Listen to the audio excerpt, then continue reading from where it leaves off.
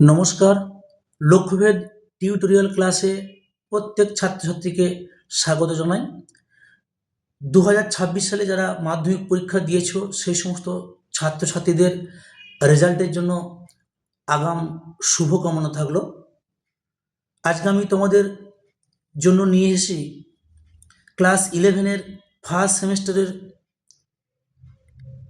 ইংরেজির নতুন syllabus.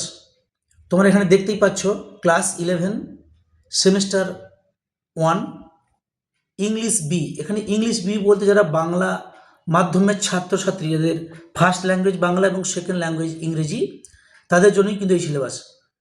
FM অর্থাৎ ফুল মার্কস 40। তোমাদের পরীক্ষা কিন্তু ফার্স্ট সেমিস্টার সম্পূর্ণ হবে কিসে? MCQ অর্থাৎ মাল্টিপল চয়েস টাইপ কোয়েশ্চেন। প্রতিটি প্রশ্নের মান থাকবে কিন্তু 1। দেখতেই পাচ্ছ এখানে লেখা আছে নিউ সিলেবাস। এখানে আমি রেখেছি 2025-26 অর্থাৎ 25 সালের আগে যে সিলেবাস ছিল সেই সিলেবাসে নতুন করে আবার কিছু বাড়তি সংযোজন বিয়োজন হয়েছে, তাই এখানে আমি নিউ সিলেবাস কথাটা রেখেছি। ক্লাস 11-এর ফার্স্ট সেমিস্টারের যেটা ইংরেজির যেটা সেকেন্ড ল্যাঙ্গুয়েজ, সেই সেকেন্ড ল্যাঙ্গুয়েজ ইংরেজির যে সিলেবাস তাতে 5টা ইউনিট আছে। Unit 1 pros. প্রোজ মানে তোমরা জানো গদ্য, এখানে থাকবে 10 নম্বর। ইউনিট 2 এখানে হচ্ছে ভার্স। ভার্স মানে কবিতা বা পদ্য, এখানে থাকবে 10 নম্বর। ইউনিট 3 র্যাপিড রিডার, মানে খুব তাড়াতাড়ি পড়তে হবে আর কি, র্যাপিড রিডার কথার মানে তাই, এখানে থাকবে 10 নম্বর। ইউনিট 4 টেক্সচুয়াল গ্রামার, থাকবে 5 নম্বর। এবং ইউনিট 5 আনসিন, এখানেও থাকবে 5 নম্বর। অর্থাৎ মোট 40 নম্বর।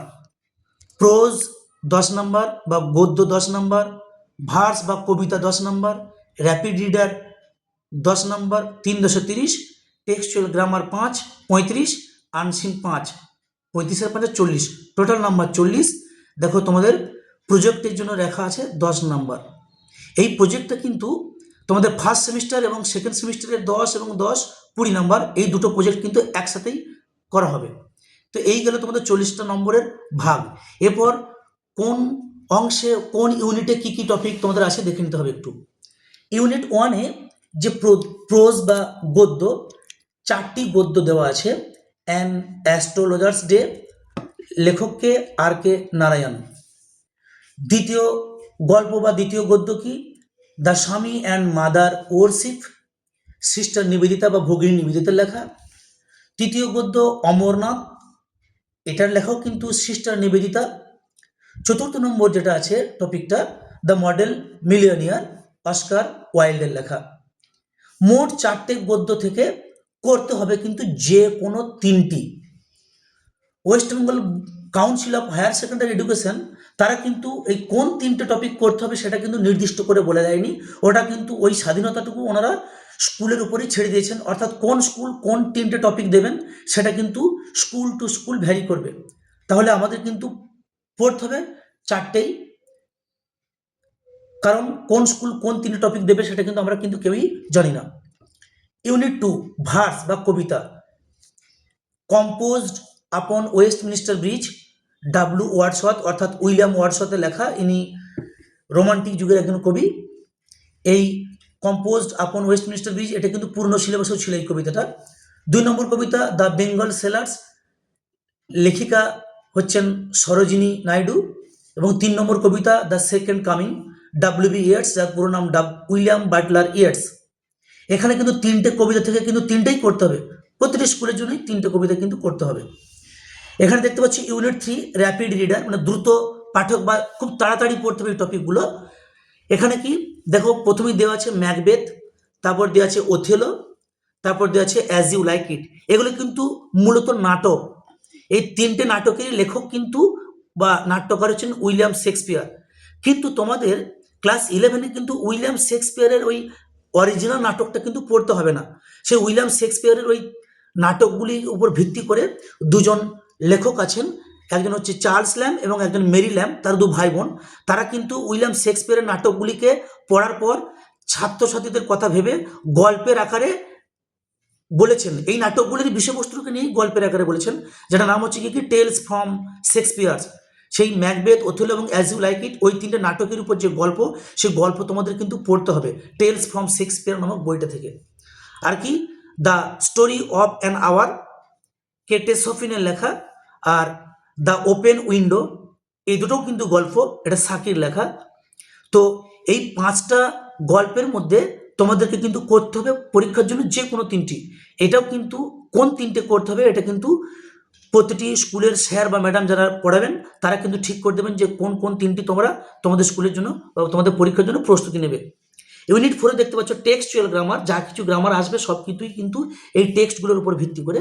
টেন্স, অর্থাৎ তোমরা ক্লাস 1 থেকে ক্লাস 10 পর্যন্ত যা কিছু শিখেছো গ্রামার সবই থাকবে এখানে। টেন্স, ভয়েস মানে বুঝতে পারছো ভয়েস চেঞ্জ, এনসি মানে ন্যারেশন চেঞ্জ, এটাকে আমরা ইনডাইরেক্ট স্পিচ বা ডাইরেক্ট স্পিচ বলে থাকি। ফ্রেজাল ভার্ব যা তোমরা ক্লাস 9-10 শিখেছো। প্রিপোজিশন, এখানে কিন্তু আর্টিকেল নেই, প্রিপোজিশন আছে। ক্লজ, তোমরা ক্লাস 8-এ ক্লজ শিখেছো।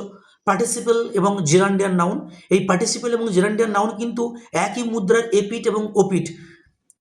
আমরা জানি ভার্বের সঙ্গে আইএনজি যুক্ত হলে তখন সেটা হচ্ছে, যদি আমাদের অ্যাডজেক্টিভের মতো কাজ করে তখন সেটা পার্টিসিপেল অ্যাডজেক্টিভ। ভার্বের সঙ্গে আইএনজি যুক্ত হলে যদি সেটা নাউনের মতো কাজ করে সেটা জেরান্ডিয়ান নাউন। যখন আমি এগুলো ডিটেলসে আরও পড়াবো তখন তোমরা ক্লাসগুলো ফলো করলে বুঝতে পারবে, আশা করি কোনো সমস্যা হবে না। আর ট্রান্সফরমেশন অফ সেন্টেন্সেস, বাক্যের পরিবর্তন, অর্থাৎ ওই যে affirmative sentence, negative sentence, assertive, interrogative, exclamatory sentence এবং ডিগ্রি চেঞ্জ, মানে যেগুলো তোমরা no sooner, to, as soon as, তোমরা যা কিছু শিখেছো ক্লাস 10 পর্যন্ত সেগুলোই সব মিলে থাকবে মোট 5 নাম্বার। ইউনিট 4 দেখতে পাচ্ছি আনসিন, আনসিনে থাকবে 5 নাম্বার। এই আনসিনে তোমাদের ভয় পাওয়ার কিছু নেই, কারণ ক্লাস 10-এর যে আনসিন থাকতো সেখানে আমরা দেখেছি 4টে ভোকাবুলারি থাকতো, প্রতিটি ভোকাবুলারির জন্য থাকতো 2 নাম্বার, তাহলে 4 দুগুণে 8 নাম্বার। এখানে কিন্তু সেরকম ভয়ের কোনো কারণ নেই, এখানে যে আনসিনটা দেওয়া থাকবে তুলনামূলক সোজা আনসিন থাকবে, এবং সেই আনসিন থেকে যেরকম প্রশ্ন তোমরা ক্লাস 10-এ আনসিনে ফেস করেছো সেরকম প্রশ্নই থাকবে, অবশ্যই ভোকাবুলারি থাকবে না। সেটা ভোকাবুলারিটা ক্লাস 12-এ যেটা তোমাদের 3rd সেমিস্টার সেখানে গিয়ে থাকতে পারে। তো এই হলো তোমাদের সিলেবাস প্যাটার্ন। এই সিলেবাসের মধ্যে এই যে টপিকটা তোমরা পড়বে এটার জন্য সময় বরাদ্দ কত, মাত্র ফার্স্ট সেমিস্টারের জন্য সময় বরাদ্দ মাত্র 6 মাস।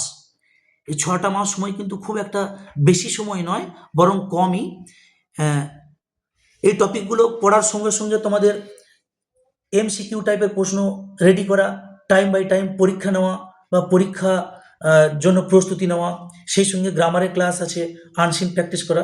এর জন্য 6 মাস সময় তোমাদের একদিক দিয়ে খুব বেশি, আবার একদিক দিয়ে খুবই কম।